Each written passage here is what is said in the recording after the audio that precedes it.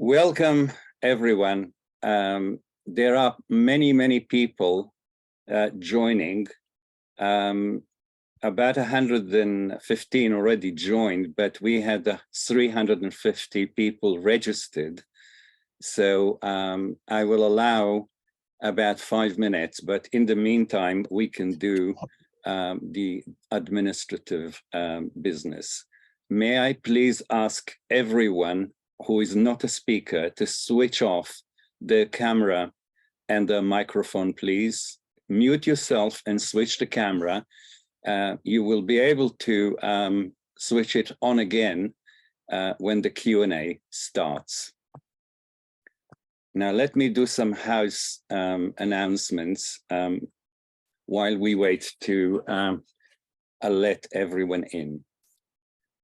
Now, the meeting is being recorded and will be available on a number of websites, on the JNP website, Jewish Network for Palestine, on the IHRC website, Islamic Human Rights Commission, and on the Convivencia Alliance website. Hopefully, it will be available from tomorrow. Now, during the presentations, we ask people not to have the camera on or to have the microphone on. This interferes with the recording. So I ask anyone who joined now to switch the camera and microphone off. Now, anyone who will try to interfere with the meeting in any way will be immediately ejected. I'm sure this will not happen. It never happened in one of our webinars, but we have to say this. Now, during the Q&A, you can turn your camera on, but not the microphone. If you are asking a question, I shall ask you to unmute and then you can speak if you want to ask your question yourself. In order to ask a question, post your question to me. We're talking about 1 to 2 sentences long questions. Please don't write depositions.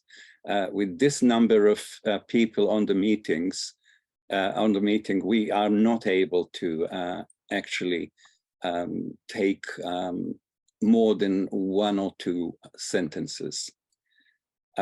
If you wish to pose your question in person, please raise your electronic hand after sending me the question.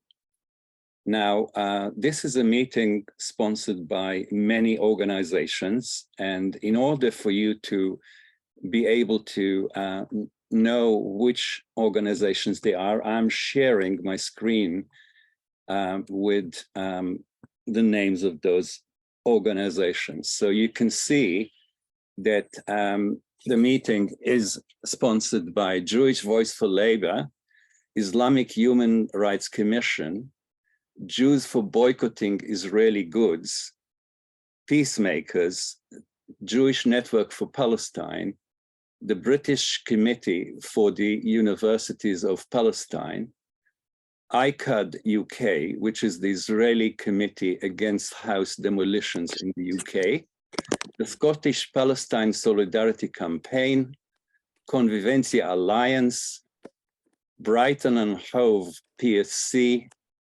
and IJAN, the International Jewish Anti-Zionist Network UK.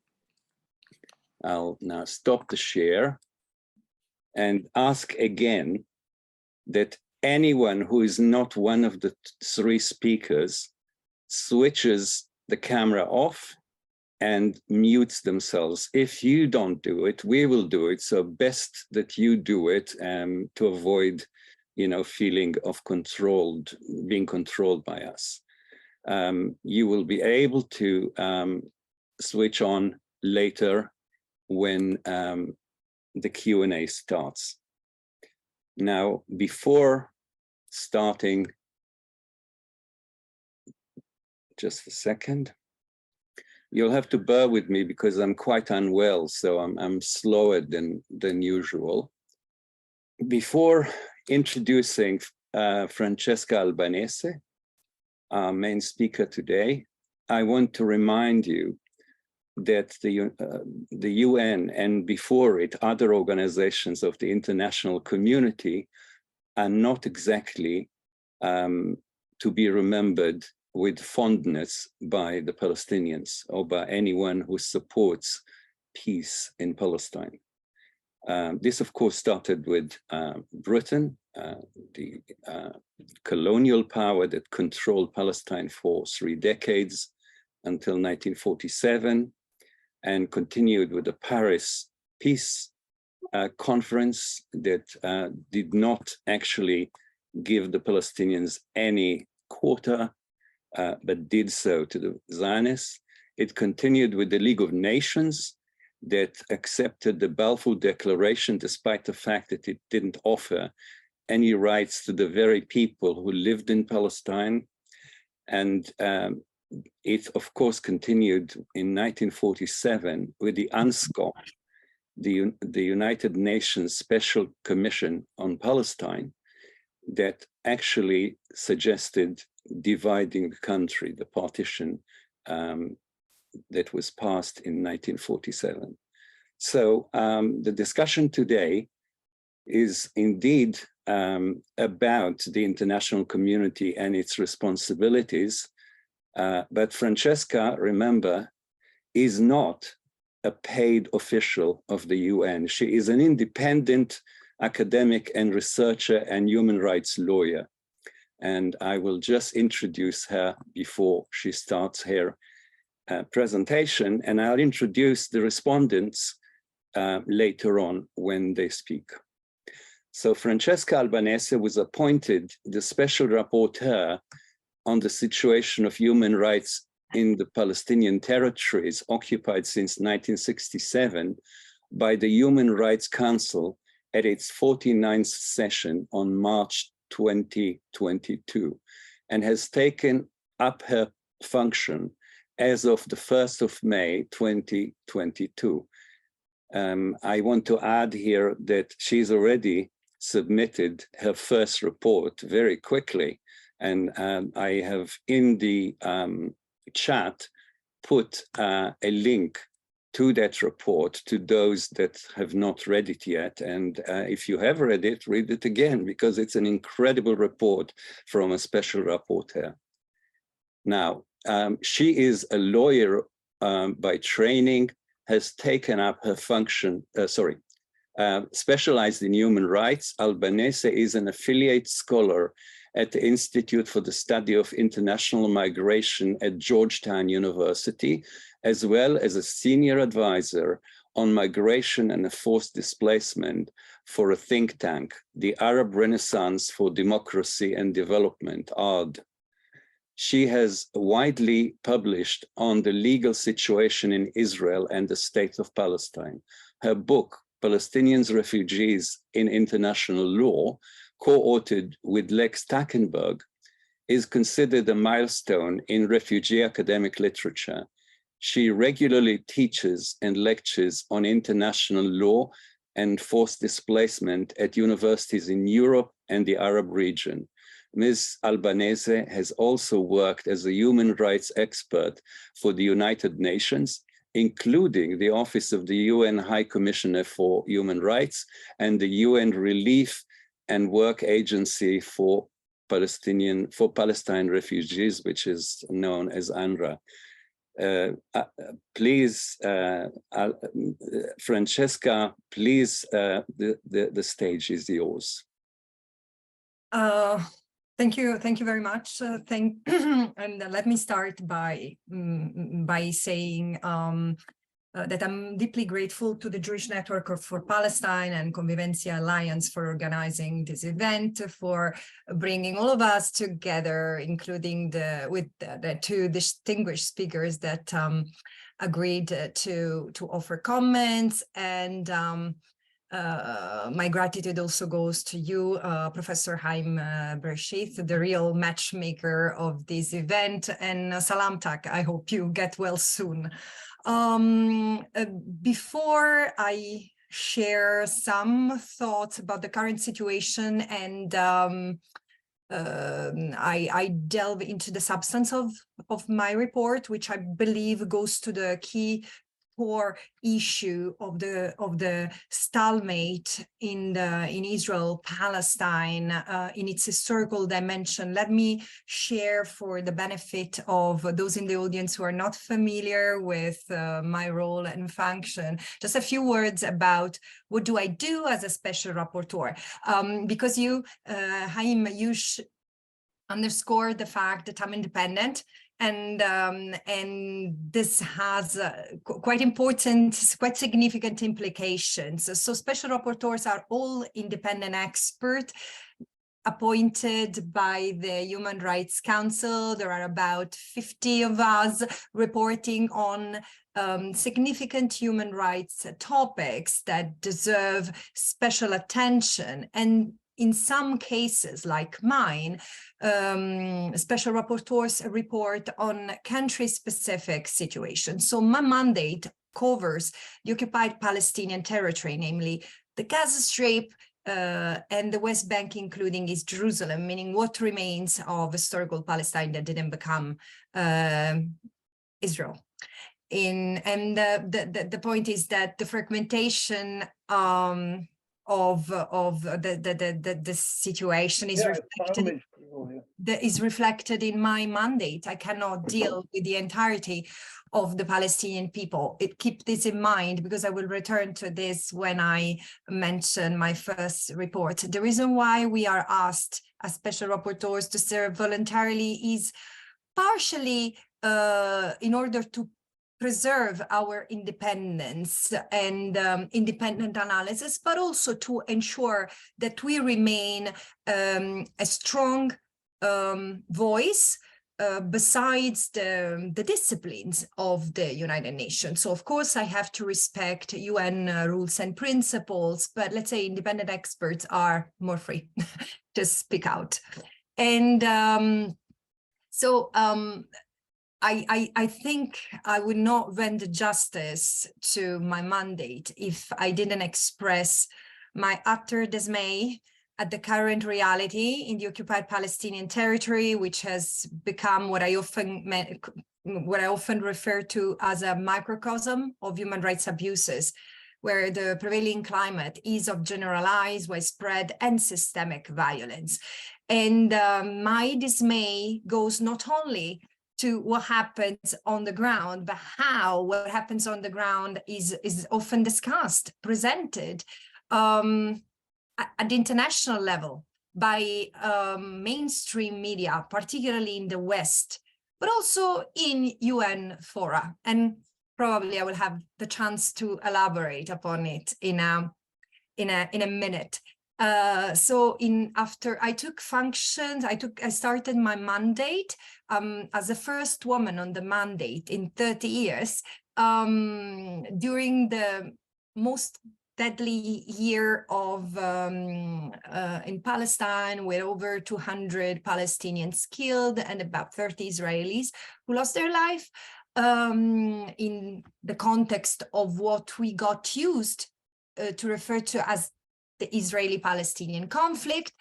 And this year doesn't look to get any better, since in the first 4 months of the year, already almost 100 Palestinians, 99 Palestinians have been killed, including 17 children, and 17 Israelis have also been killed. So there is, people tend to look at this situation like, refer to this situation as escalation of violence, but there is no real, violence is not something that flares up in cycle. It's structural and it's linked to the colonies, and which is something that Israel has been pursuing since the very beginning of its occupation in the occupied Palestinian territory, since the very beginning of 1967.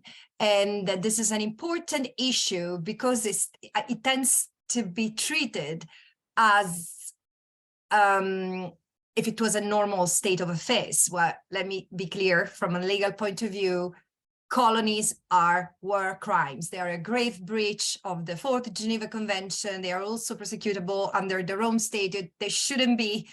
And still, you you see mere words of condemnation for the colonies, where a new settlement is the establishment of a new settlement, or the expansion of an existing settlement is announced by the Israeli government.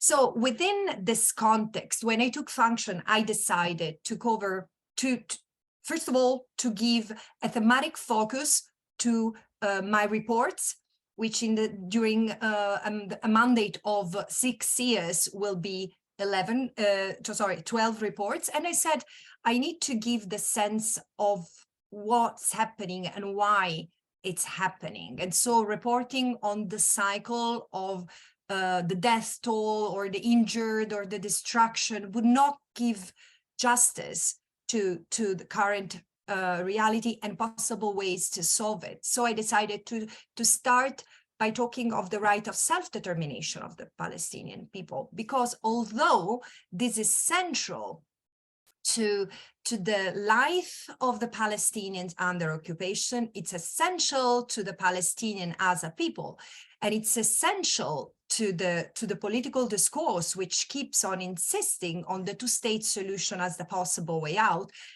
Well, if the two-state solution still means something, there is no way that this can be realized by circumventing the right of self-determination, which, by the way, can be realized also in other forms, not just through an independent sovereign Palestinian state. But this is another discussion, and I'm sure it will come up with in the exchange with the discussants, with Ilan and Noor.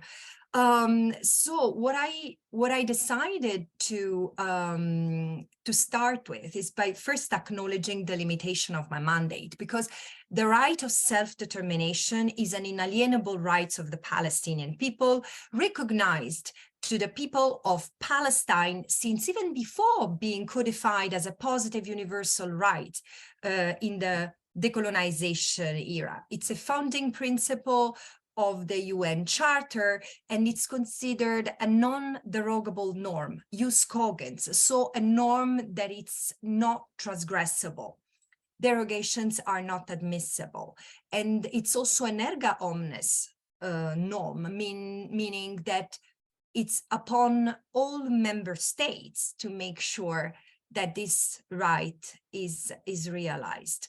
So in essence, it's quite a complicated right, but in the most simple terms, I can say the right of self-determination is the right of a people to exist as a people and to determine its political present and future, to enjoy its cultural identity, its civic space, and economic resources to pursue its economic development. And I believe that the Israeli occupation, the occupation that Israel has maintained under the pretext of security since 1967, is engineered to violate the right of self-determination, not to allow Palestinians to enjoy the right of self-determination in 4 elements. First of all, by violating territorial sovereignty. So there is an international consensus that says that the Palestinians should enjoy self-determination in the form of an independent sovereign state within the pre-1967 borders, meaning the West Bank, Gaza, and East Jerusalem. And this is violated by the continued fragmentation, seizing, annexation of the occupied territory, over which Israel transfers its own civilian population, which I said constitute in and of itself a war crime.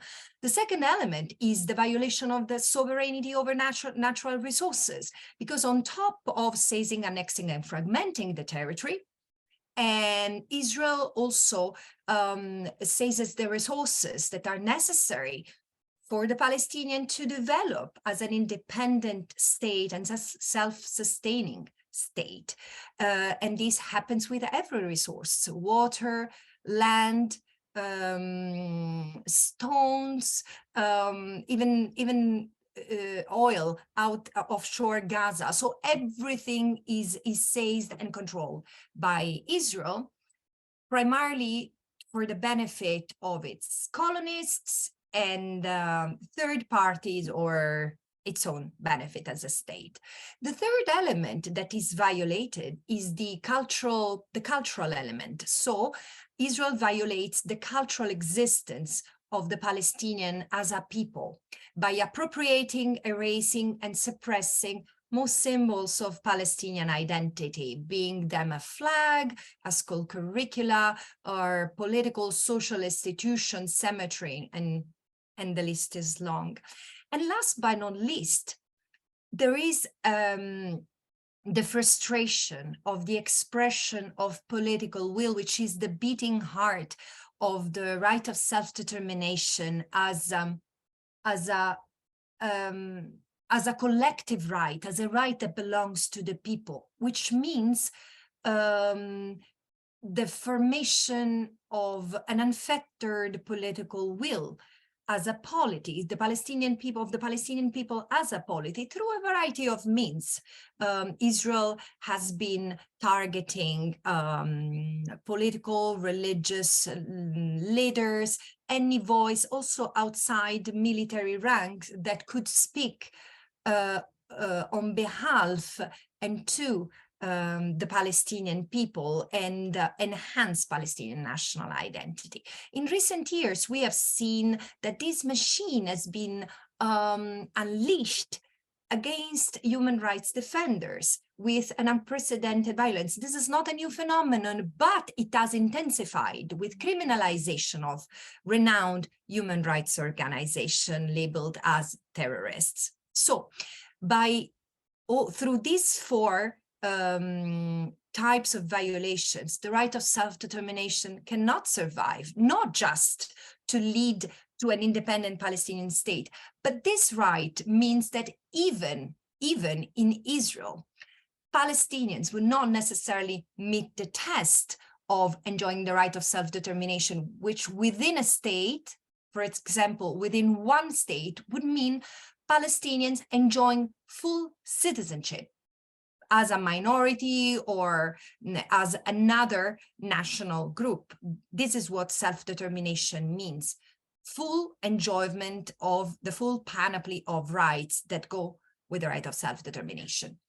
And I do argue in the report that because this violation has been accompanied by a conduct of displaced the local Palestinians to replace them with its own citizens, as Ilan, Pappe, or Patrick Wolf and other scholars argue, Israel's occupation cannot be called in any other way than settler colonial, because it has not the characteristic of an occupation maintained for military or security reasons. So in light of this reality, what I call for in the report is a paradigm shift, which entails three main elements. One is moving away from the narrative of conflict and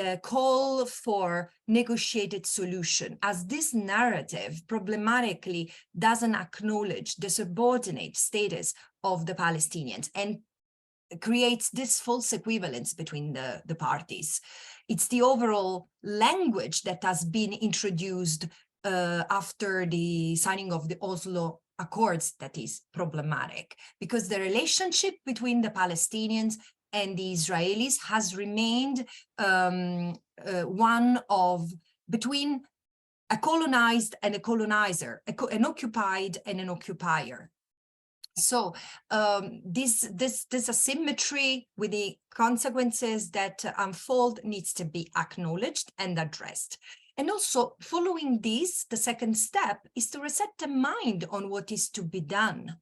It's past the time to reestablish the primacy of international rule of law as central to resolve the enduring reality in the occupied Palestinian territory, not as an option in the what I call the menu of conflict resolutions, but as the way to lead the political process. And applying international law means first and foremost asking for a cessation, taking all possible measures afforded by the UN Charter, diplomatic, political, economic measures to make sure that Israel ceases its violation, ceases to maintain the legality of the occupation. The occupation is to be withdrawn with its military presence, and the end of colonization means ending the settler colonial enterprise, which doesn't mean uprooting anyone. It means stopping funding and stopping seizing resources and profiting from them. But also changing and also asking for reparations for the violations committed. And meanwhile, Israel ensures cessation of this illegal reality, there should be a concerted effort not to aid, not to abet this illegality. So it means that like some municipalities are starting disengage from relations with Israel. This is in a nutshell what my report is about. And let me conclude that this is what being a special rapporteur, meaning an independent voice in the United system, means. I also point and offer criticism to the United Nations, which in a way has condoned this reality, has normalized this reality by not addressing the legality of the occupation, but just operating within the realm of it, as if it was business as usual, and addressing its symptoms, for example, through humanitarian aid, proposing development under occupation. And again, I don't think that this is either respectful of the dignity of the occupied population, nor conducive to any form of peace. It's just kicking the can in the air. So this is what I've covered in my report. I would stop here because I'm really interested also in the reactions from discussants and others. And thank you. Thank you very much for an excellent, if shorter than I expected, presentation, because there are many questions.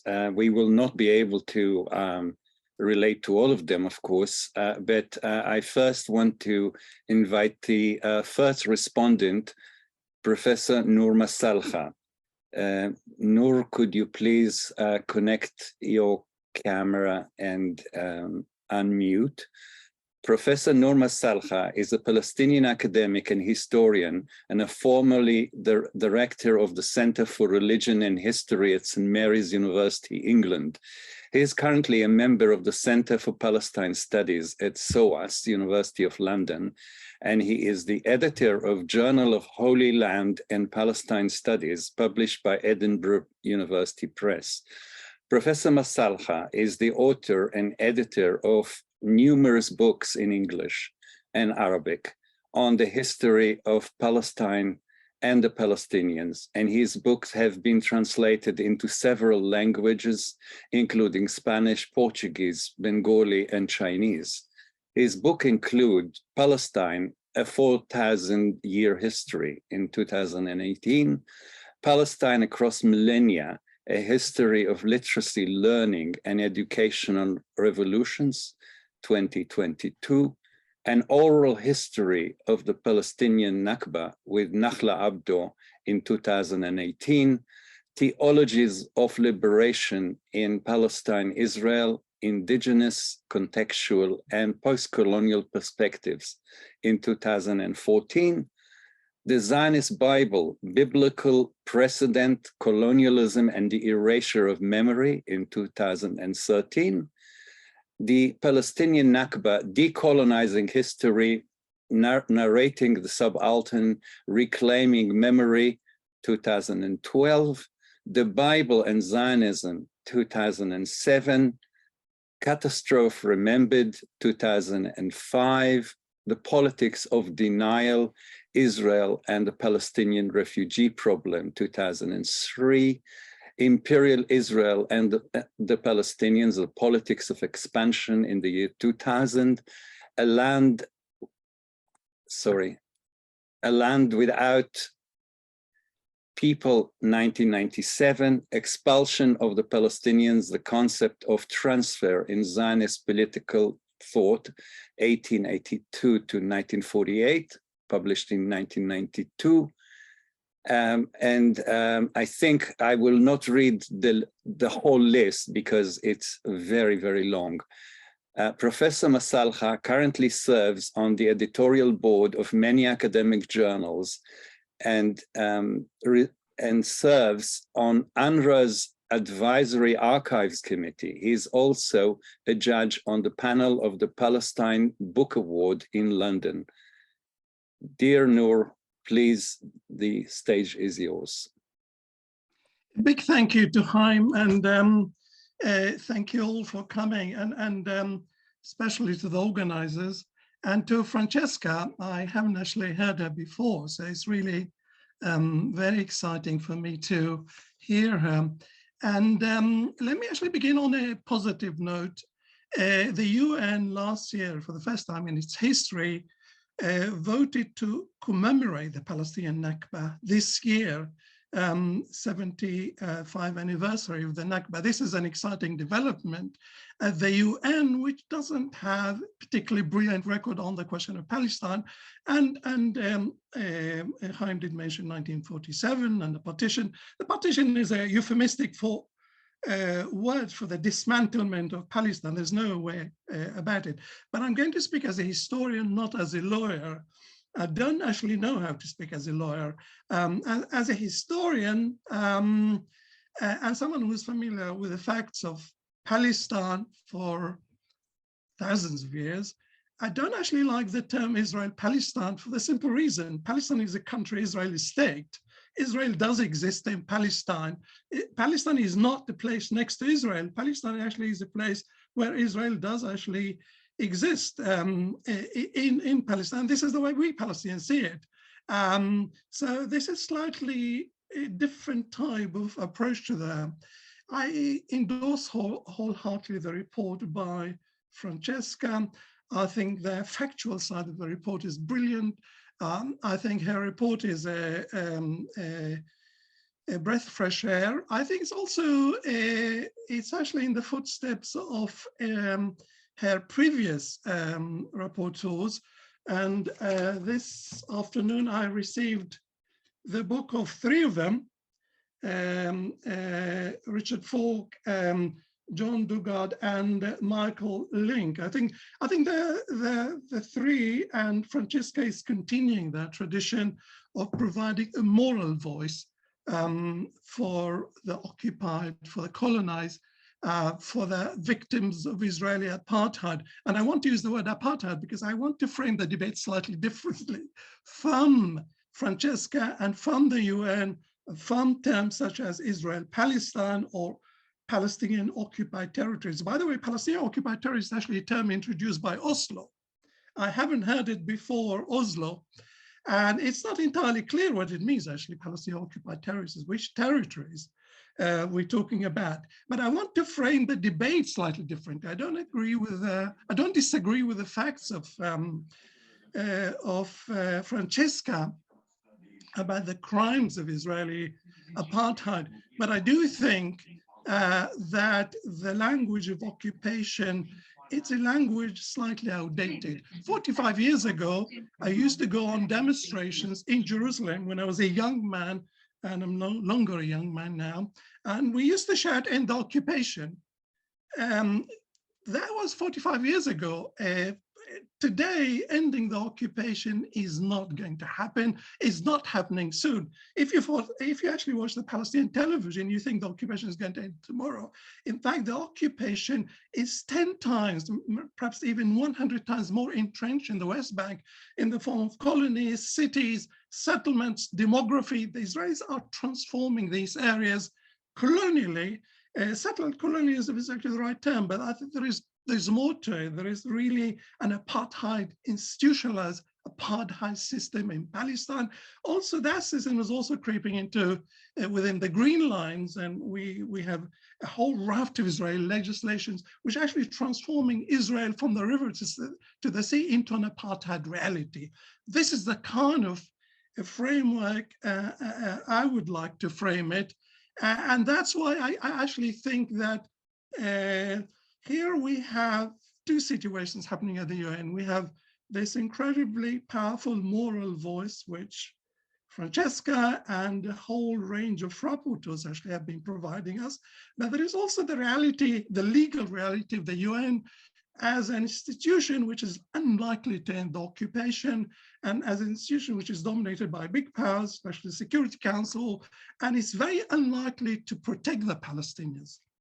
So it's true the UN is an important forum, we can't ignore it, despite the fact that it did actually dismantle Palestine in 1947.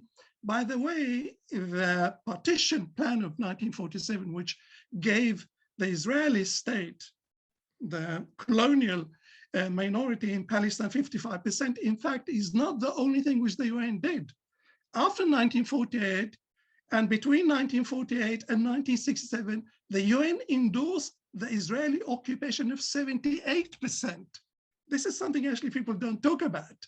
In fact, when the UN talks about Palestine, it has already endorsed the vast majority of Palestine annexed by Israel. That's beyond the UN resolution 1947. So there is two stages of UN complicity in the emerging colonial structure, and what we see now as an apartheid system, the UN has been party to that thing. It hasn't been the forum to dismantle it, and it's very unlikely that the UN dismantle it. Having said that, the UN is an important forum. It's a national forum. It's a moral forum. It's a very powerful place, especially the General Assembly. And there's a majority on the General Assembly, which is actually truly supportive of the Palestinians. But there's a Security Council dominated by countries like France, Britain, the US, and other major powers. And these countries are determined to shield Israel from any legal intervention in Palestine. In fact, the UN as a legal power is quite incompetent and impotent and very unlikely to intervene, and it hasn't actually protected the Palestinians, despite the fact that the UN has actually introduced nearly 200 resolutions on the question of Palestine. There are more UN resolutions on the question of Palestine than any other country on earth. And they are brilliant resolutions. There are many resolutions, a General Assembly resolution. But in fact, since 1967, the UN hasn't been able to protect the Palestinians.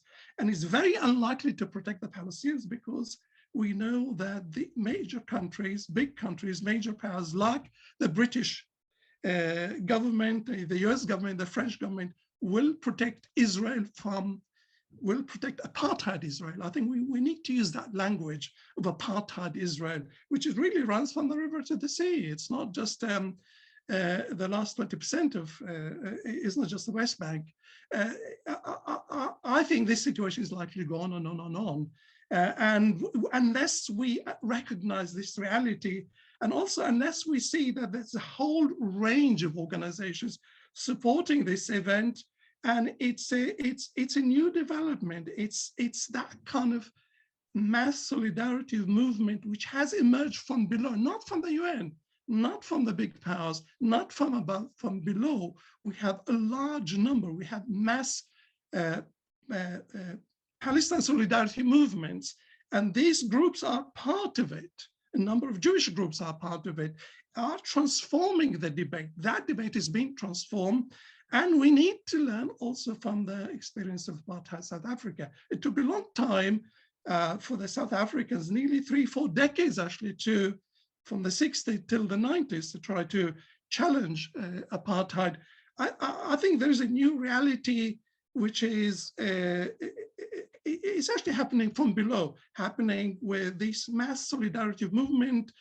We should be talking about the BDS. We should be talking about campuses. By the way, America is one of the brilliant countries where the US campuses have been tremendous, actually, in terms of transforming the debate and even putting some pressure on the Democratic Party and on the Biden administration, and also linking up with Black Lives Matters. Actually, we really need to recognize that different reality, which is not happening in New York or at the UN, but happening across the world.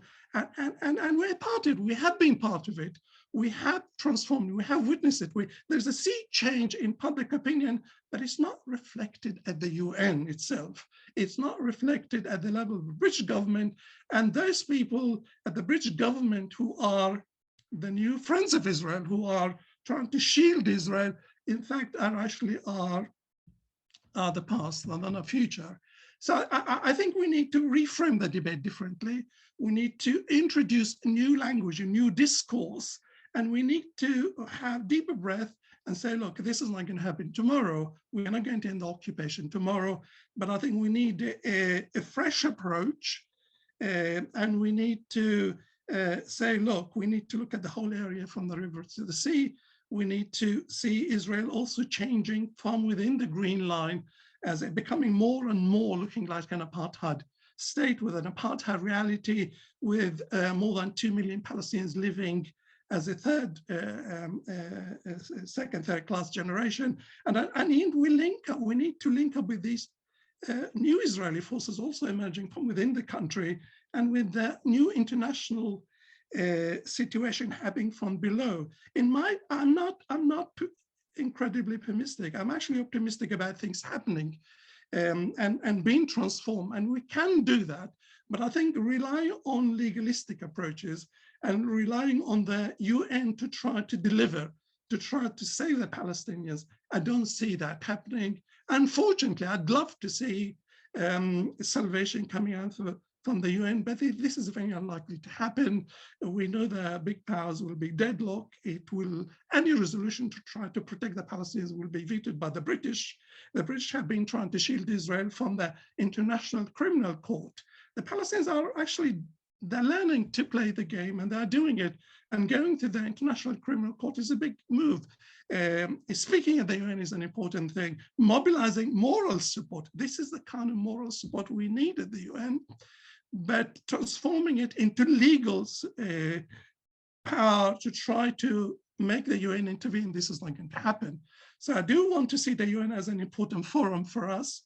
And I do see these reports produced by Francesca, and I think she will continue to produce these reports for the next 3 years as part of that moral voice, which we need to mobilize, we need to use, and it's an important thing for us, but not to expect actually magic solutions from the top of the UN, if you like, and to be slightly more realistic about the UN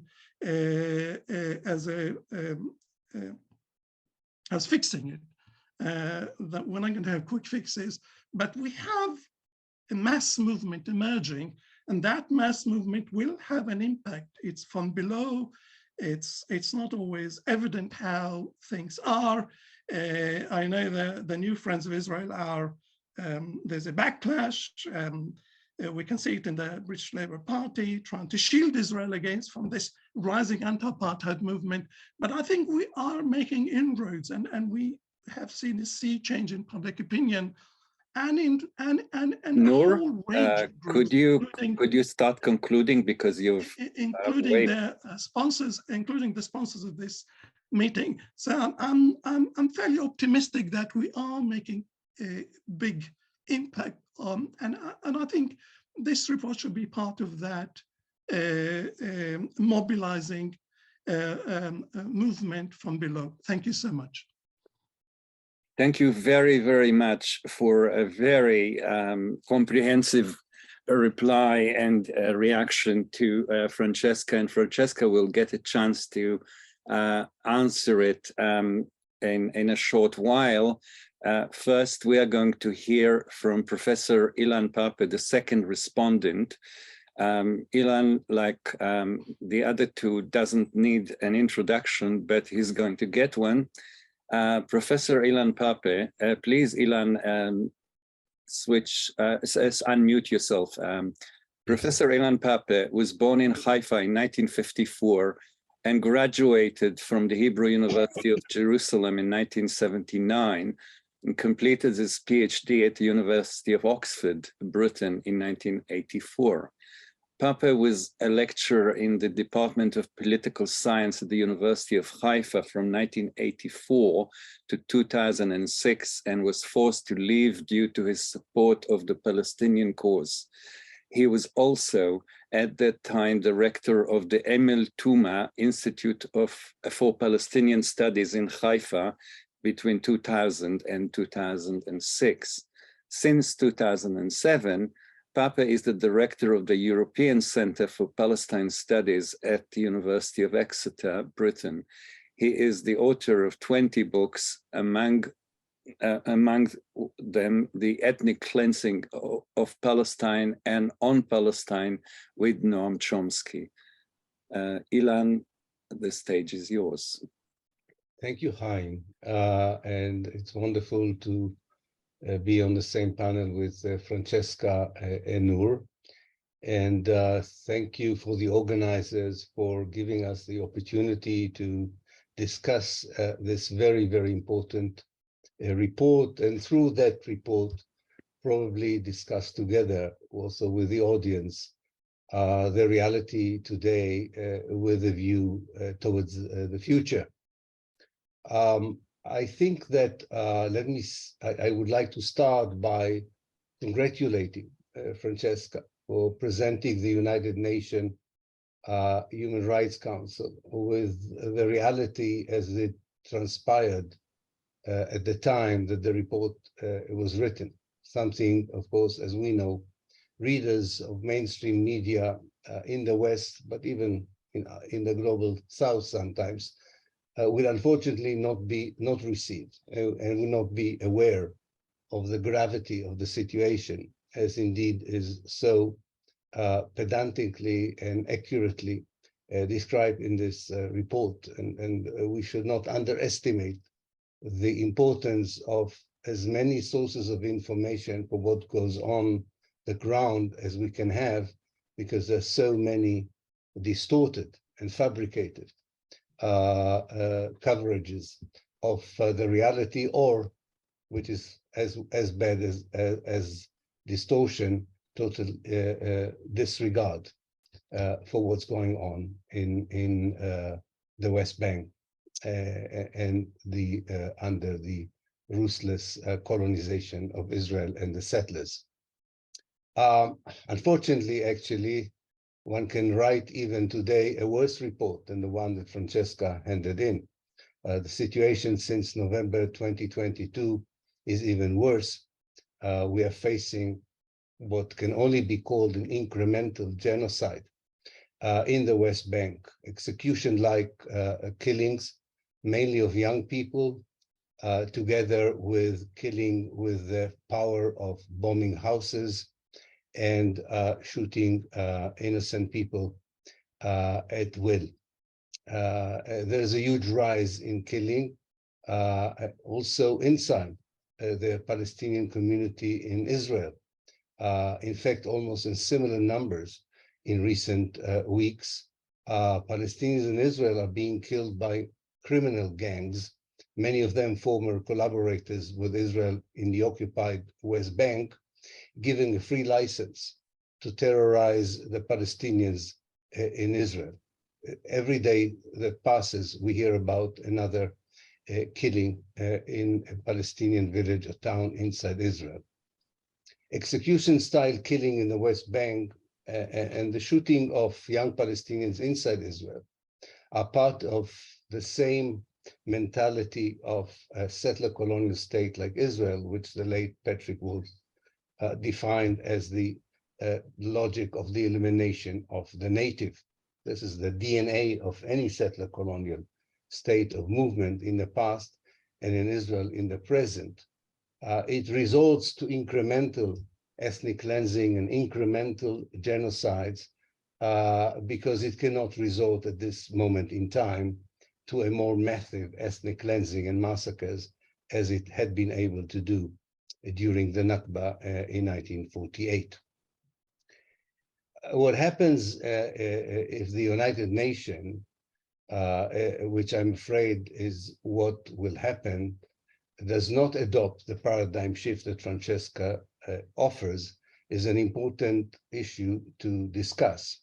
Namely, I do agree with Francesca that there should be a paradigm shift. I don't think the United Nations will be able to adopt such a paradigm shift. In fact, not only the United Nations will not be able to adopt this paradigm shift, but also international law as it stands today cannot cope with settler colonial realities. They are considered by international law as domestic affairs. Therefore, the Native Americans in the United States cannot go to the United Nations and ask for international law to respect their demand for the restoration of their rights, lands, and ask for recognition of the genocide that they suffered from the white settlers in North America. So there is a problem here that if you adopt the settler colonial paradigm from an international legal point of view, you have to change the way international law deals with domestic issues rather than saying I'm trying to defend people who were occupied in one state by another state, which is, as the report itself so clearly says, is not the situation in Palestine. So even Francesca's brave and excellent report, because of these problems, has to be confined to the West Bank, which is something the settler colonial paradigm does not really tolerate. The settler colonial paradigm does not allow us to look only at the West Bank as occupied Palestine and to look only at the Palestinians in the West Bank as being the colonized by Israel. Exactly the settler colonial paradigm asks us to include all of historical Palestine and all the Palestinians, including the refugees, in our attempt to rectify the past and decolonize the settler colonial reality. So, and we all know I'm not a utopist, an illusionist. We know that the United Nations is not going to do it in the near future. But what is it going to do, and why one can share Noor's optimism? Because again and again, and maybe we need another round in the United Nations and in the international community at large to get again to this wall, to this cul-de-sac that without the paradigm shift that Francesca offers will happen. What happens if the United Nations, as I say, would not adopt Francesca's idea of changing the paradigm? Well, if we do it like this, we will only deal with the problems in the West Bank. I already mentioned it. In fact, we've already taken out even the Gaza Strip from our analysis of what the international law, what international law and international organizations such as the United Nations can do for the future of Palestine, as if the Israeli narrative that the Gaza Strip is now outside the conflict in terms of accepting that Israel withdrew already from the Gaza Strip, so you cannot really apply international law and make Israel accountable. You can still, of course, blame Israel for war crimes during military confrontations, but you cannot really claim that Israel is responsible to what's going on in the Gaza Strip because it has left the Gaza Strip. But of course, this is all fabrication, and we know that Israel controls the whole of historical Palestine in different means, including the Gaza Strip. So another thing that would continue to happen if we insist on a paradigm without a paradigm shift is that we will expunge the pre-67 period. And although international law applies to the right of return, in this respect, we are still dealing with something that happened before 67. We should remember that the United Nations acknowledged on the 14th of May, 1949, when it accepted Israel as a member state, that Israel had the right to occupy the parts of Palestine that were accorded to the Palestinians in the United Nations Partition Resolution. That occupation was legitimized by the United Nations by accepting Israel without any condition as a member state in May 1949. And you cannot ignore the fact that the Palestinians who live in those areas today, what we call the 48 Arabs, are experiencing another kind of occupation, different from the one in the West Bank, a different kind of colonization, but still it's a form of colonization. And as I pointed out in the last 2 years, that it's also a form of killings and elimination that is not that different from what goes on in the West Bank and in the Gaza Strip, each with its own Israeli methodology. So we should be thankful for the application of the international human rights law for condemning Israel for its violation in the West Bank, but we need to continue to look at the Israeli presence there as occupation if we want to use the international human rights law, because it does not apply to domestic policies. And Israel treats its ruling and policing of the West Bank now as a domestic issue. It doesn't treat it as something that is a front with another state, with an enemy of another state. It's the enemy from within that has to be eliminated, but the enemy, so to speak, does not reside only in the West Bank. It resides all over historical Palestine, namely also inside Israel, definitely in the perception of the fascist government that took power in November 2022. And I don't even have the time to go into the situation in Jerusalem, which really defeats any attempt by the United Nations or international community to interfere unless the settler colonial paradigm is applied in full. And every part of historical Palestine is deemed to be colonized in different historical parts, in different ways, but in a way that demands decolonization and not partitioning to two states if we really want to stop the ruthless and callous Israeli policy of elimination against the Palestinian. As I say, I'm not unrealistic. I know that this is not going to happen tomorrow. It is not something the United Nations can adopt, but I want to finish by saying that it does have some implication for us in the international community if this kind of analysis begins to be accepted, because I know it's very hard for people to accept that colonialism still exists in the 21st century. And I'm not only talking about the West Bank, I'm talking about the whole of historical Palestine. We are experiencing on the ground today in Palestine, as we saw in May 2021, bouts of decolonization, attempts to decolonize on a very small scale, without a clear vision, without a strategy, without an appointed leadership. But the decolonization takes forms from cultural resistance to actual resistance, like what we see in Nablus and especially in the refugee camp in Jenin. This, by the way, has always been the case. We forget that we had it in the 70s and we had it in the 80s, long before the first Intifada. Palestinians never stopped resisting. They are suffering from an ongoing catastrophe, but there is also an ongoing Intifada from the 1920s until today. This is an attempt to decolonize, to shake off the colonizer and the occupier.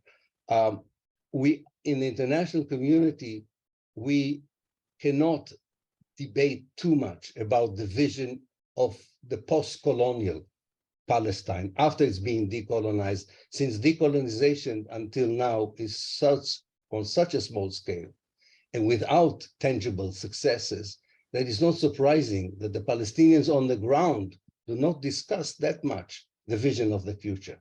They discuss whether the decolonization can be more effective after so many years, when where it was successful in sustaining, in showing resilience, in showing resistance, but not in decolonizing the homeland. And I think that we should give all the support we can for this decolonization, because once a more tangible, and it will happen, a more tangible decolonization will happen, then the Palestinians themselves would lead the way for the vision of the future. And the millions of Jews who live in historical Palestine would hear from the Palestinians as suggestions of how they see their role and their place in the future. Any other structure that tries to create a parity between the settler colonial state and its society and the colonized is doomed to fail.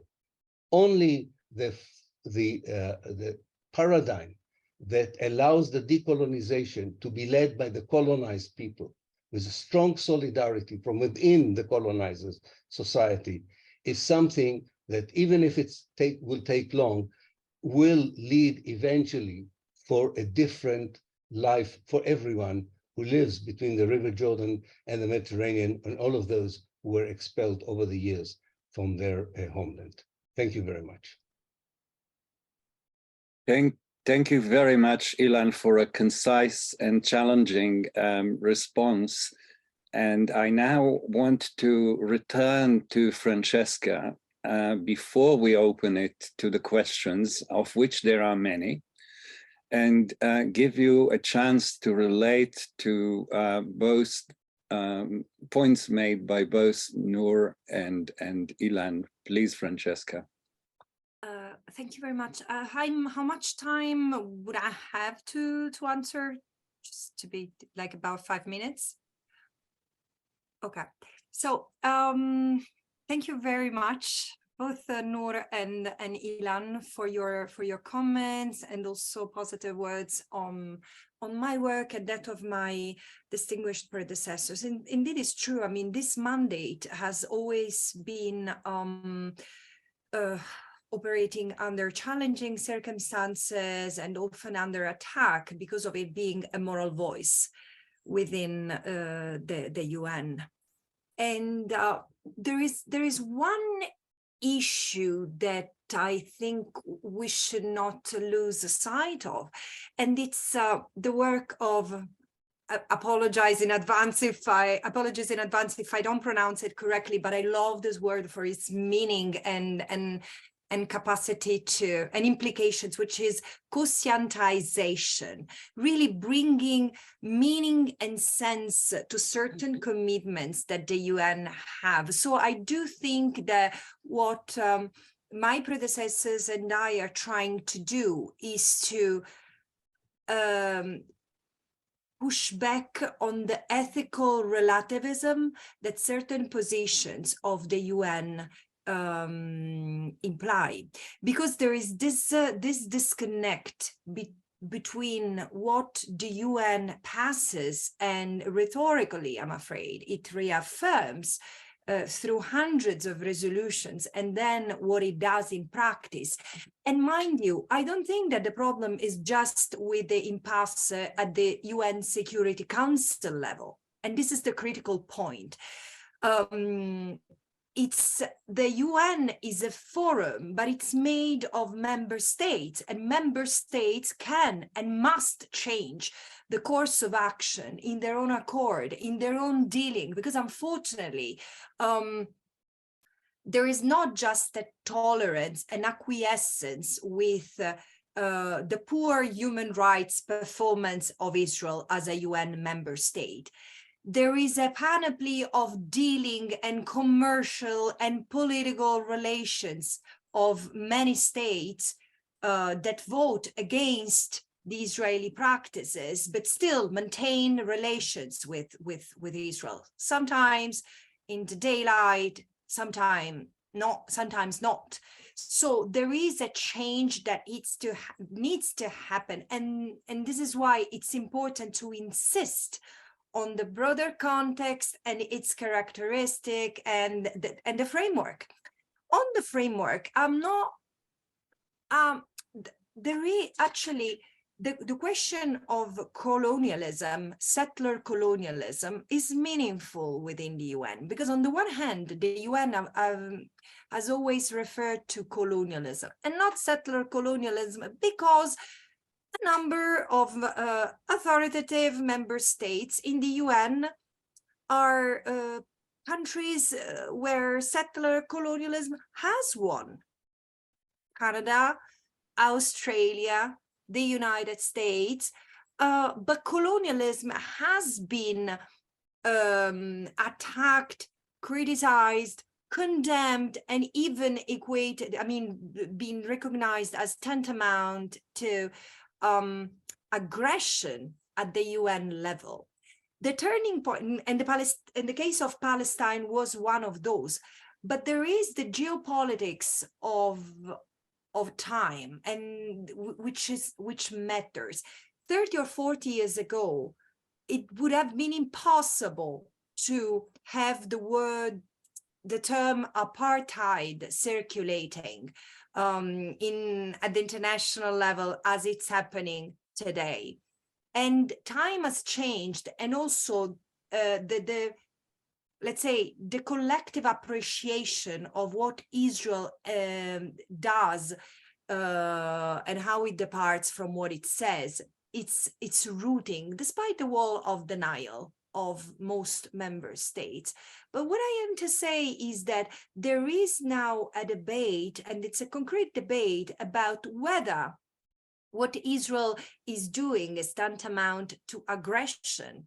And in my view, it is, and it's going to be solved also by hopefully the advisory opinion of the ICJ, which will be rendered at some point next year. Again, it might not change, it might not lead to immediate change within the UN or with a UN Security Council resolution, but again, it might push states to change their behavior toward Israel.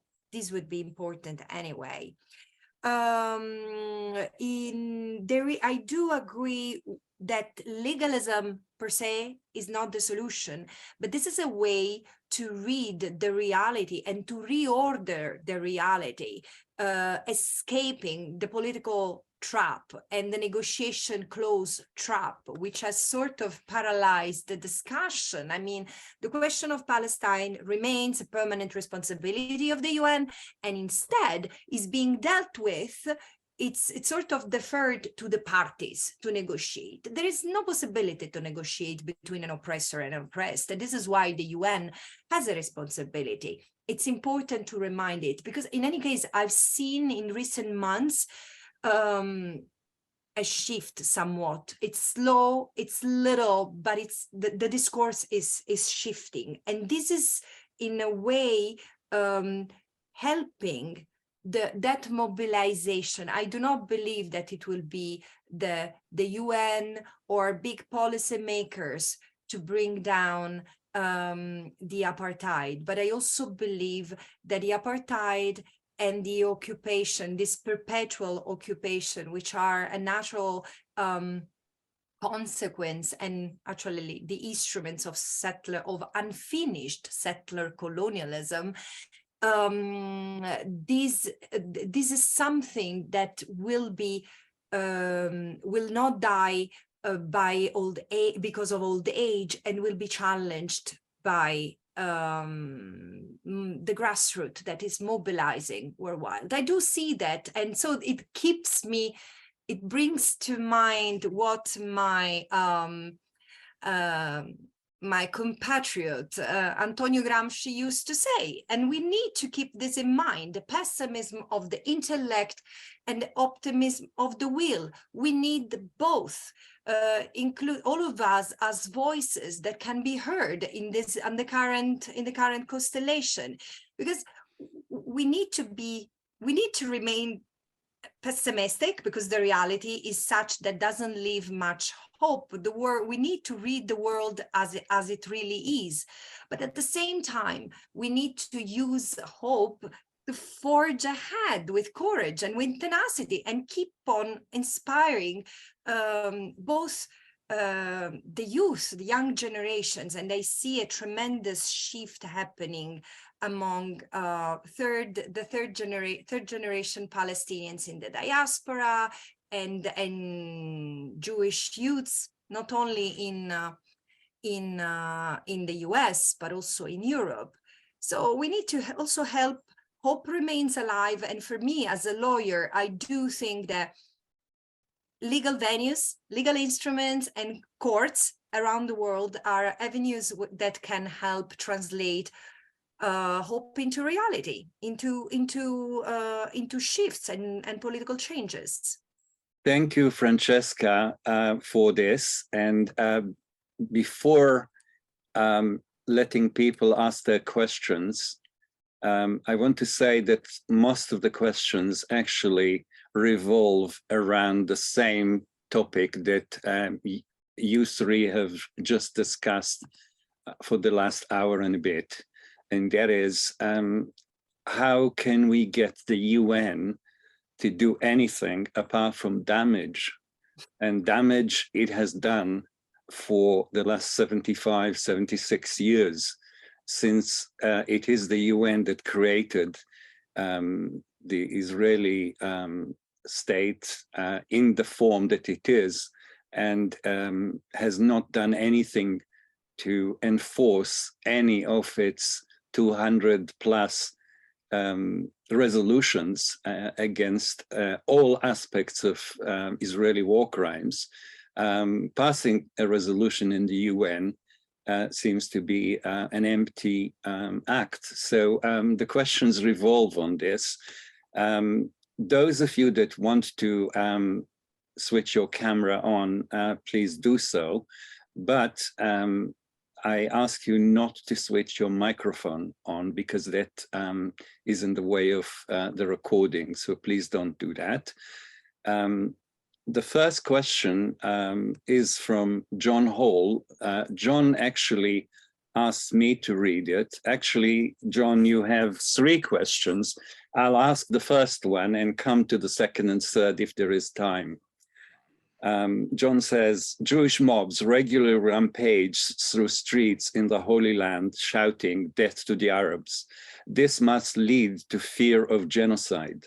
How do we get the UN Office on Genocide Prevention and the responsibility to act to protect Palestinians from genocide, ethnic cleansing, and apartheid?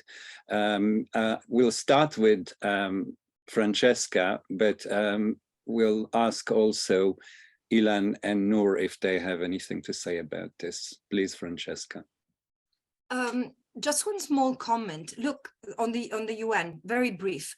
The UN is an emanation and is a reflection of states. So 75 years ago, the UN reflected a world order which was still dominated by wild and unleashed colonization. So we also need to take into account that now there is more potential for action than before. But there is a need to also overcome the paralysis that Oslo has instilled in member states. So this is why we can still get something positive from it. Concerning genocide, this is something I intend to look into very carefully. There is the question of intent that needs to be absolutely explored, investigated, and documented. So I know that many use the term genocide to already qualify what's happening. I personally refrain from it because I want to be absolutely sure of the argument when I make it, and I will get there. I will get there because I see what's happening, and there is a level of persecution and combination of violations that speak to genocide. But you will have to be patient with me because I'm not in a position to comment on it right now. Thanks, Francesca. Noor, would you like to comment, or Ilan? I think Francesca actually said something important. In my opinion, things are going to get worse, not just shouting death to the Arabs, Mawit al-Arabim, But I think things in the West Bank will get much, much worse in the future, because the settlers are a big part of the Israeli political system. They elect about 15 MPs. You can't form an Israeli government with us. It's the settlers these days, the settlers and the Israeli government is determined to carve up the West Bank. I think the level of violence from the settlers will grow exponentially. I think it's not just going to be rhetorical. So we need to be ready for much higher level of atrocities carried out in the West Bank in the attempt to try to carve up most of the West Bank into Israel. We know Israel doesn't want the Palestinians actually in the West Bank. They want the land without the people. I think gradually we will end up with far more complicated situation in terms of high level of violence actually experienced on the West Bank. On the one hand, Palestinian resistance will grow, and it is growing now, and we've seen it, and it's possible that the PA will lose control of what's happening also. And there is a new Israeli militia emerging now. The Israeli government is not just relying on the Israeli army. They can't trust the Israeli army to run the West Bank. So they are creating new Jewish militias now to run these territories. So the level of atrocities will grow. We need to be ready for that. We need to be prepared that things can get worse, and much, much worse. And it's not just the rhetoric of settler colonialism, but the atrocities, the level of genocide, we can call it even genocidal acts on the West Bank could actually get much worse. And we need to be prepared actually to not just bombard the UN with pressures, petitions, the UN Human Councils, but also our own MPs here, our own national governments. I think the fight has got to be on many fronts.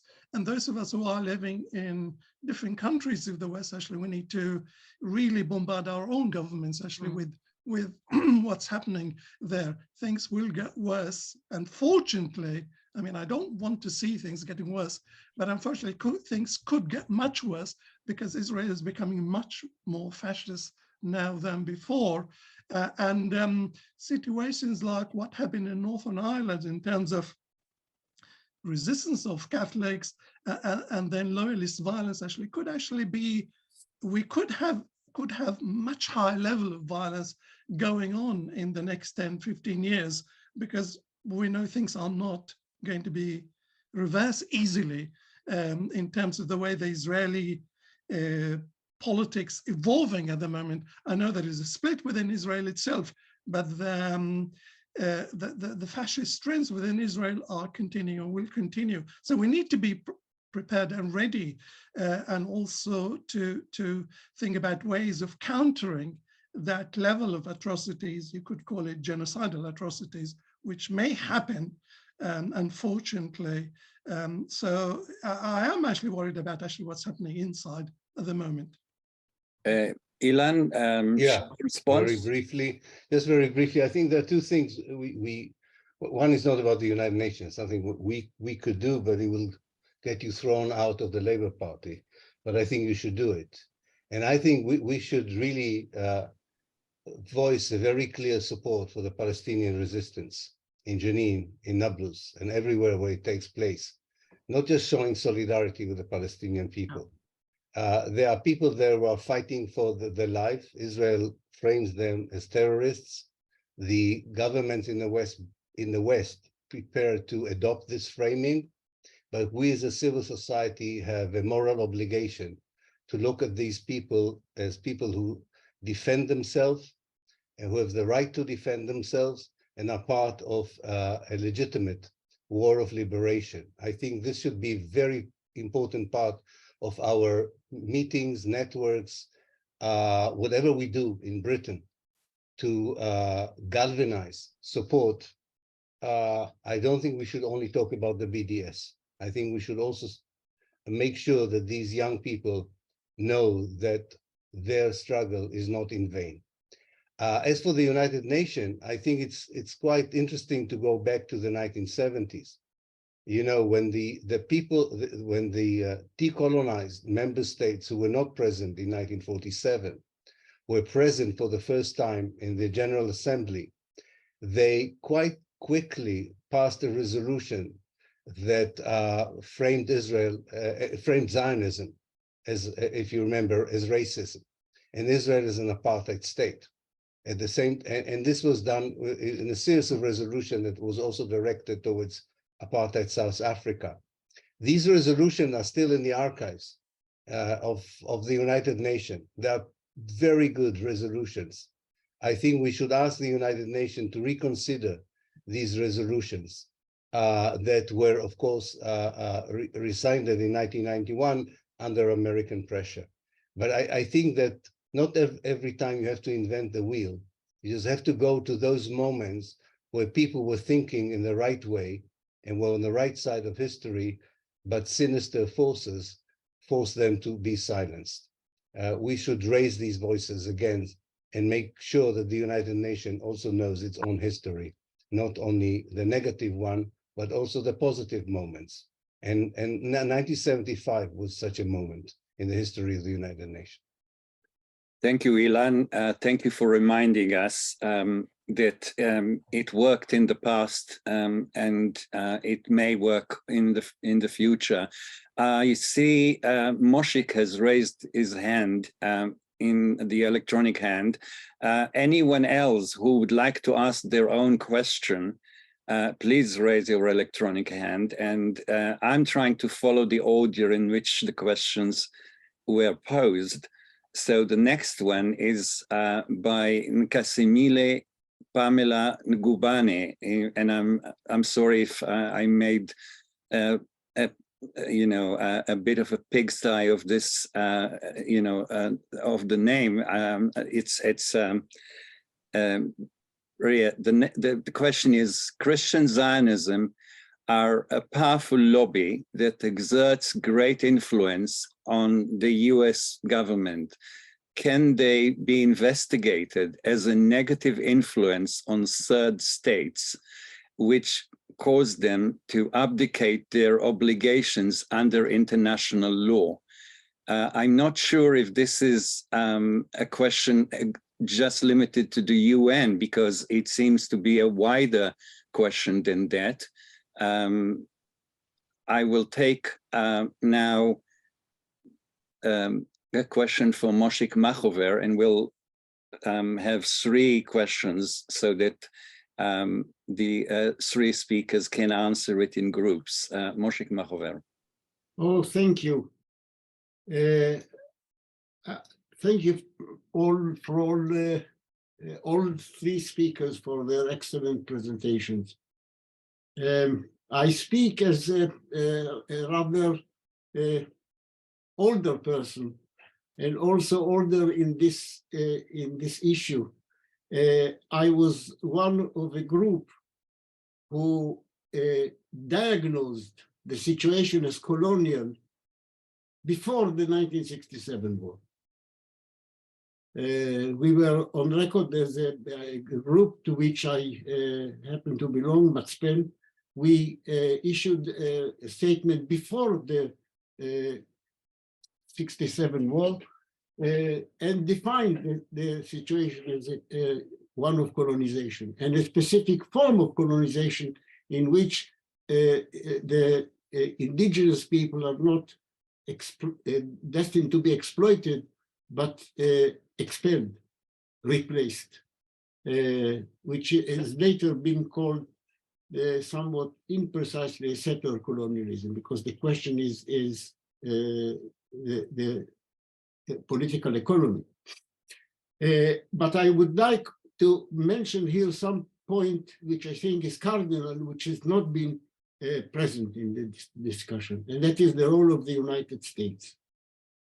Zionism has been extraordinarily successful for various reasons, but one of the main, perhaps the main reason, is that it has always been able to mobilize itself as an asset for the dominant imperialism in the area. Since at least 1966, it has firmly attached itself as a strategic asset of the United States. Noor, my friend Noor has mentioned the role of the British government in assisting the situation of colonization. But why is it doing it? It is doing it because it is a subaltern camp follower of the hegemonic power, the United States. The United States is the hegemonic power in our today's politics, in global politics. Moshe, can I ask you to come to the question, because there's a very long queue. I'm coming to it. I'm coming to it. Please allow me the. There's a very long queue of people that want to also ask questions. I know. Okay. Well, don't you think that what we are concerned with is not just a struggle that is local to the box of Palestine, but is actually directed against the role of the hegemon, which is protecting and securing, and this applies there, by the way, to the United Nations. The United Nations is not a flat organization where all states have equal competence. It is primarily a tool in the hands of the United States. So what is your reaction to the role of the United States in this conflict? Thanks. And Ismail Sayed, would you like to ask your questions? But please, in few sentences. Hello. Good evening. Thank you very much for the panel. I very much appreciate it. First question, I've got two questions, but I'm not sure if I'm permitted. It's a legal aspect. So there was a discussion at the University of London. The international law professor was talking about who is civilian or who counted as civilian in international war zones or for the purpose of war crimes. So I think that he made an astonishing statement, and in that he said that the illegal settlements in the occupied territories that function or very much function as part of the machinery of ethnic cleansing or displacing the Palestinian civilians, the members of the illegal occupation cannot be regarded as quote unquote as normal civilians. So if they're, especially when they're targeted or they're aimed by the non-state resistant fighters of the non-state, that's so of from the colonized community under illegal occupation. So they cannot be regarded as a normal civilian because they belong, first A, is that they are already on the front line or on the battlefield, de facto, if not proper. And also they're part of the illegal settlements that functions very much as a machine to, as part of the ethnic cleansing. Obviously the moral question, I'm not talking about the moral side. Of course, every loss of life has to be condemned. They can never be justified. So this is, put that to the side, but it's more about a legal aspect. So when there are no the resistant Palestinian fighters, they are unarmed, or if they are armed, very much ineffective. And because they do not belong to a state, they are not bound by the Geneva Conventions, or they're not signatory of the Geneva Convention. So I would like to know what is, because obviously this professor has caused a lot of controversy. I think you clarified your question. I'm trying to get through many questions. So yeah. Please, Francesca, I can't see you. Francesca, can you answer the 3 points made?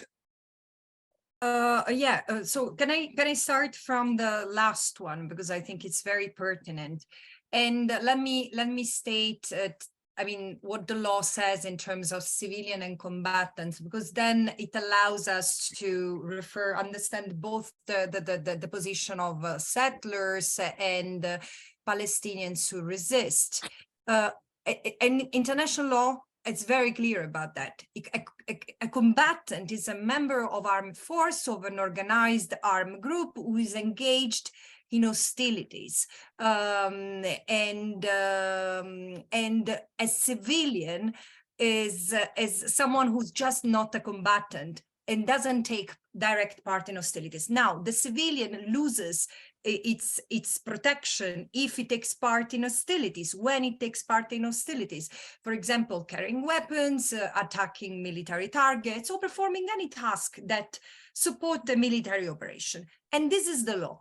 So the point is that so the settlers, for me, are civilians. Now, the fact that they might take part in an extremely illegal endeavor doesn't make them lose their status. But if they engage in violent acts, of course, they partake in a criminal activities that is to be dealt with as such. I don't think that anyone would claim that they lose civilian status just because they are settlers. The point is very difficult, very sensitive when it comes to the Palestinians, because it seems to me that there is a presumption in the eyes of Israel. There is a presumption of guilt, a presumption of being part of a criminal act that goes with the very fact of being Palestinian, and this is why there is this very easy tendency to resort to lethal violence, and lethal violence against the Palestinians from the occupation forces, which is absolutely not justified. So we shouldn't lose the context, which is that of an occupation. So it's not a war between two states. It's an occupation under which Israel, as an occupying power until as such, carries out law enforcement operations. So there are limits to the way it uses force. So if there are criminal activities undertaken by the Palestinians, they have to be dealt with within the limits of the law, and not as Israel does. And of course, there is the question that in any case, the Palestinians are engaging to a large extent in resistance, which is part of their protecting their right of self-determination. I know that this is a very thorny question, but it is to be considered. The question of the lobby, frankly, I'm not the best person to answer that, so I defer it to my my co-panelists. And the question of sorry, I'm not quite sure the second question, but I understand it has to do with colonialism, and we're still there. Again, I don't think that much has changed from the 70s. In actually, the situation has gone worse. And it's just that what has worsened is also the capacity of the international community to read the situation as one of colonialism and settler colonialism. But this is what we are trying to do at the international level, me and the other persons and then human rights community. Thanks, Francesca. And can I ask Ilan or Noor if they have few words, please, very short, because we've still got a long queue. No, I think you better move on. Okay, so to move on, I will, going in the order of questions being asked. There's a question from Blake Olcott. One refers routinely to Gaza, the West Bank, and East Jerusalem as the occupied Palestinian territories. My question to all three speakers: isn't 48 Palestine, i.e. Israel, also occupied, whether morally or in international law? Francesca, would you like to answer that question? Well, morally, I'm not a moral authority, so, but in point of law, I understand. I mean, where this question comes from, but there is a difference in legal status in the sense that, as Noor was pointing out, moral or immoral that it has been, and the international community has recognized the state of Israel, has accepted the state of Israel as a UN member state, and that is it. It's within Palestine, no question. There should be reparation, there should be a restitution, the return of the refugees, and this can be and should be fixed. But this is very different from the status of what remains of historical Palestine, because if Israel has sovereignty in the land that has been recognized in 1948-49, this is not the case in the rest, in the Gaza Strip, the West Bank, and East Jerusalem. It's occupied, so there is no possibility to recognize Israel's sovereignty over that. It's a crime. Noor, I'm sure you would like to reply to that. Again, just to repeat the same point about international law, it hasn't really served us. International law, beginning with the League of Nations 1922, the League of Nations endorsed the Balfour Declaration. So the Balfour Declaration became part of international law, which is a criminal act. Crimes in Palestine. The Israeli state was created by international law and by the United Nations. Again, we Palestinians said it's occupied territory. It's all occupied. Nazar is occupied. So this is a big difference between the way we Palestinians see Palestine and the way international law has been used against us, and is still being used against us, and could be also in the future used against us in terms of one day international law, the UN will say, well, there are legal settlements in the West Bank. We don't know, 10, 20 years from now, depending on the situation, on the power. So I think the question of the law is problematic, and we need to begin with the question, is it moral? Is it ethical? These are fundamental issues for us. What is ethical, what is moral? Because if the UN voted to invade Iraq, does the Iraqi invasion becomes moral in 2003? Ask yourself this question. The invasion of Iraq was immoral, even if the UN invaded Iraq in 2003. So what the UN does is not necessarily to do with ethics or morality, it is to do with what my friend Moshe said about the constellation of power and the fact that US actually is dominant force on the in the UN, and in the future, Britain, the US, France will say, look, why not partition the West Bank between the settlers and the Palestinians?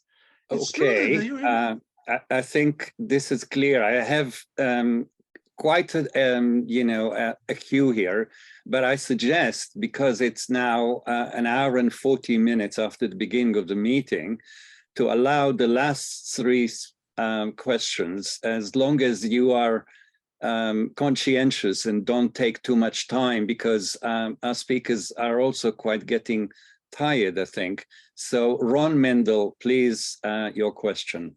My question is directed to Francesca, and basically is, what lessons can you draw from the experience of your predecessors as Special Rapporteur?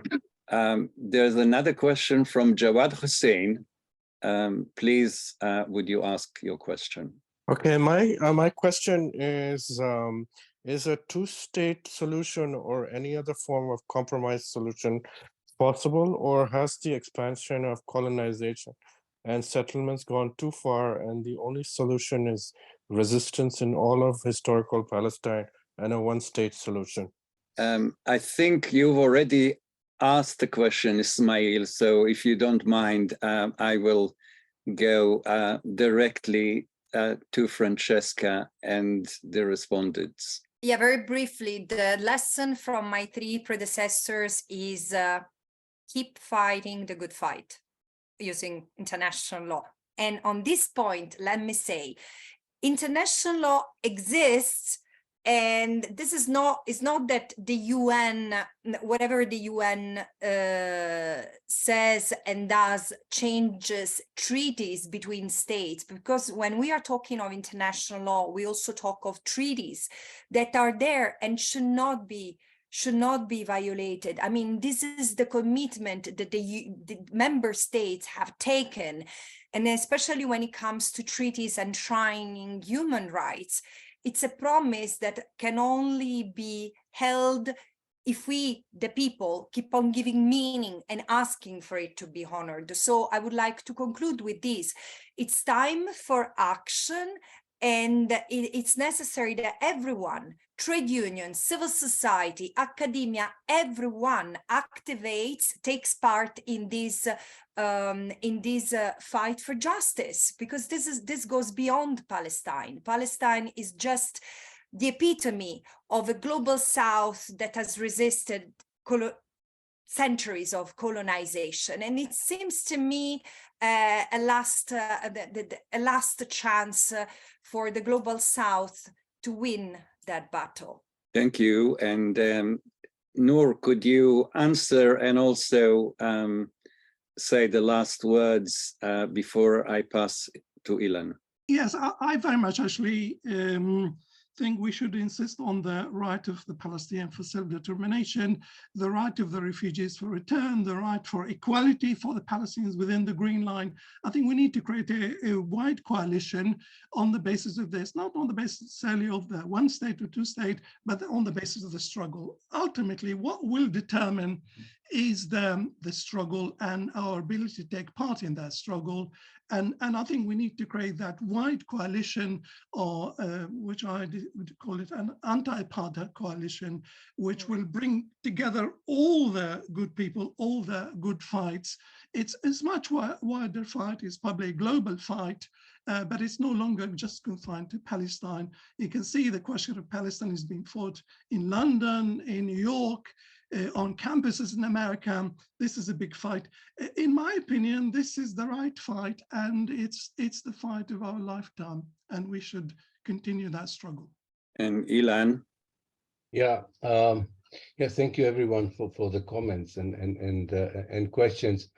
I'm afraid that we have to acknowledge that international law and the idea of sovereignty are Western ideas and concepts. These are not global ideas. They were imposed on the global world by the West.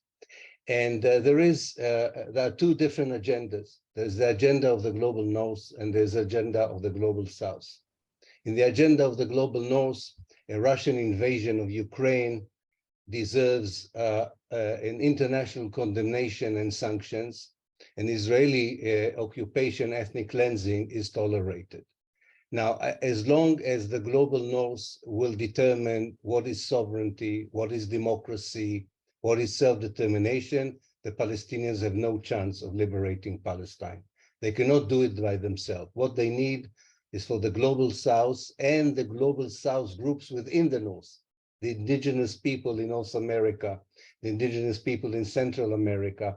There's a whole coalition of people who were actually oppressed and occupied through the ideas of the Enlightenment, through the idea of progress, that totally robbed them of their basic rights. And the Palestinian is the most, I think, important group in this, because it's the only group that is still struggling in the way that it does with international attention. So I do think we need to an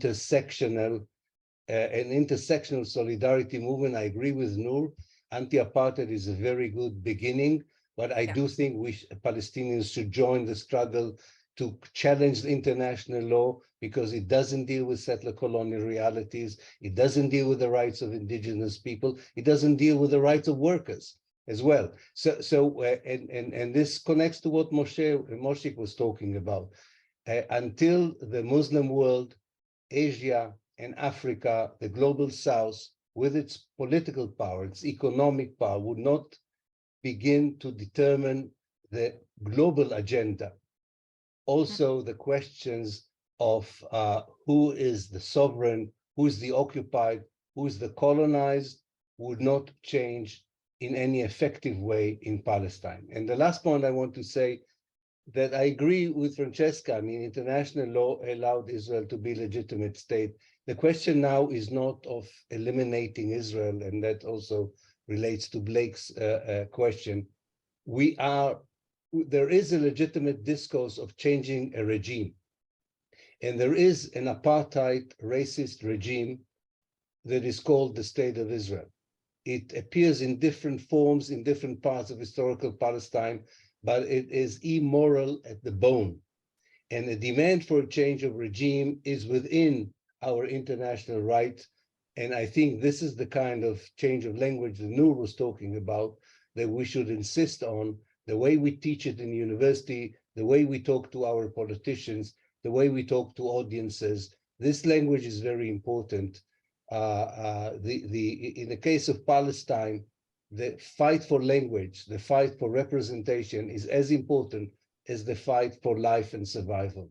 And this is why so many Palestinian intellectuals are themselves warriors, like Ghassan Kanafani and many others I don't have time to mention. So I do think we should, in the solidarity movement, pay our attention both to the Palestinian resistance and resilience. Don't give them any advice what should be the solution. They have to decide it themselves. What is their vision for the future? And we should all the time contextualize it in the struggle of the global South, not to be continually oppressed and colonized and imperialized by the global North in the name of democracy, liberalism, and human rights. This is a continuation of the colonialist period in different, donned in different clothes. I think it's time to resist it, and don't overrate the kind of political regimes that the West claims are the enlightened one and the progressive one. It depends for whom. Everyone in Britain knows it, as we see from the British treatment of those who try to seek new life, who are life seekers and are now being thrown out of the British Isles. Britain is as colonial in many parts inside as it was in the past.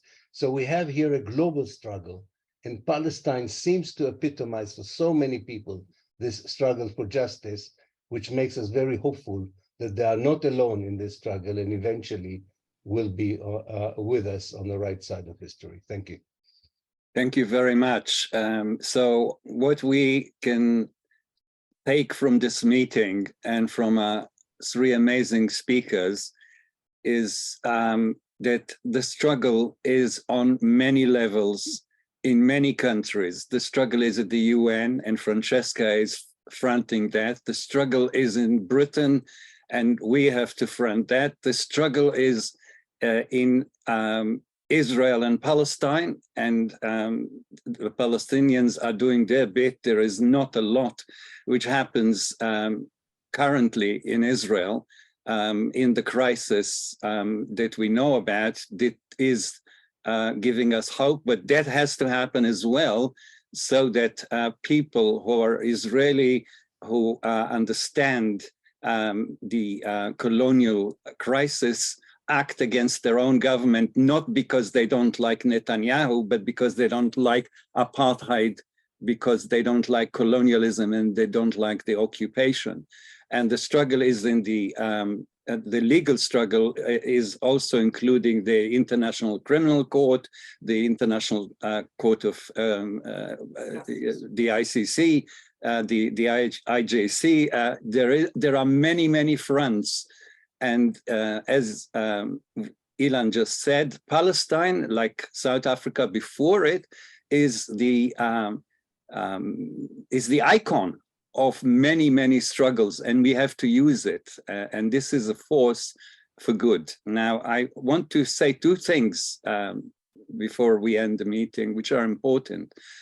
Francesca, like the other special rapporteurs, but more than the other special rapporteurs, is facing a terrible campaign of, calling her names, including anti-Semitic, and she's not alone in that, but we must oppose this. We must struggle to remove this hasbara and Israeli, hasbara tactics, and make them a persona non grata anywhere. So I have actually put links into the chat that help you to do that, and please use them. I also put into the chat a link to Convivencia Alliance call to the UN to send a peacekeeping force to Palestine to protect the Palestinians, because obviously no one has been protecting them for 75 years. But now, in the situation that is created since January, this has become something that we cannot wait for. And I ask you to sign and share this very widely, because any life saved is a life for the future of Palestine.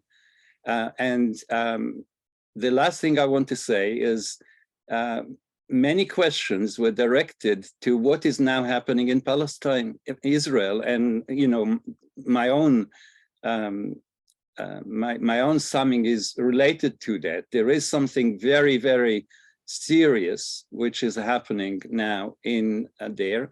And for those of you that want to hear about it, on the 2nd of May, our next webinar deals exactly with this topic. And you can find details and link to register, etc., on the JNP website in the section of forthcoming events. Thank you very, very much, Francesca, Nur, and Ilan. Thanks to all the people who asked the questions. Thanks to all of you who stuck with us until the bitter end. Thank you very much. Thank you. Thank you. Thank you, Haim. Thank you very much. Stay strong. Bye-bye. Bye-bye. Just because we still have about 100 people, I want to say that Francesca is coming to Britain on the 12th of May, and she will be here for a whole week. So this is the first meeting in the UK, but not the last. There will be many meetings with trade unions, with politicians, a big meeting in SOAS on the 15th, a meeting at the